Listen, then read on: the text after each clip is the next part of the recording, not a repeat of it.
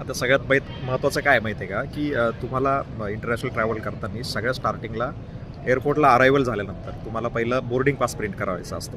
म्हणजे boarding pass, जसं माझी आता फ्लाईट आहे, मी एअर फ्रान्सने जातो, एअर फ्रान्सहून मी पॅरिसला जातो, पॅरिसहून मुंबईला जातो.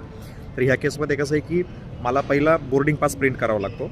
बोर्डिंग पास प्रिंट करताना स्टार्टिंगला मला लगेज जे माझ्याकडं बॅग आहे, 2 टाईपच्या बॅग असतात. एक कॅरी ऑन बॅग असते जशी की ही बॅग आहे, आणि एक चेक इन बॅग असते. चेक इन म्हणजे जी मोठी बॅग आहे आपली. तर ह्या केसमध्ये हा चालूपणा करायचा असतो की मोस्टली लोक काय चुका करतात की ती चेक इन बॅगसुद्धा सोबत घेऊन चालतात. आळशी असतं ना, त्यांना वाटतं ती बॅग भेटेल नाही भेटेल, त्याच्यात पण पुढं प्रॉब्लेम असतात, कधी कधी बॅग भेटत नाही, तर ते स्वतः घेऊन येतात. ही चुकी कधीच करायची नाही. काय करायचं, ती बॅग त्यांच्याकडे जमा करून टाकायची. चेक इनला ती बॅग जमा करून टाकायची. त्याच्यानंतर सिक्युरिटी चेक इन होतं.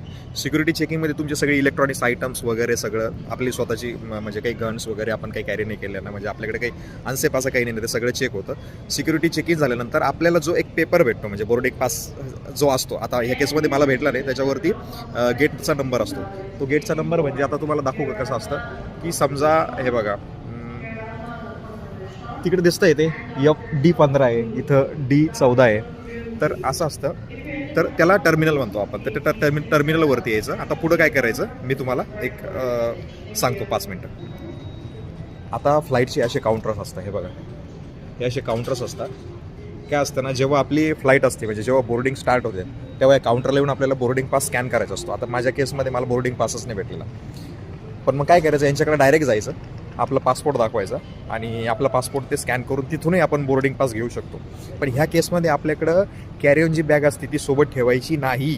ती कॅरी ऑन बॅग जी असते, चेक इन बॅग जी असते ती आपल्यासोबत ठेवायची नाही. कॅरी ऑन बॅग आपल्याजवळ ठेवायची. चेक इन बॅग मी जेव्हा सांगितलं स्टार्टिंगला जी प्रोसेस असते, तर आपली चेक इन बॅग तिथंच जमा करायची, ती सोबत घ्यायची नाही. तर असे 2-4 हातखंडे असतात तर ते आजमावायचे आणि आपल्या कंट्रीमध्ये रिटर्न यायचं. ओके, अधिक माहितीसाठी मी सांगत राहील तुम्हाला. ठीक आहे, बाय.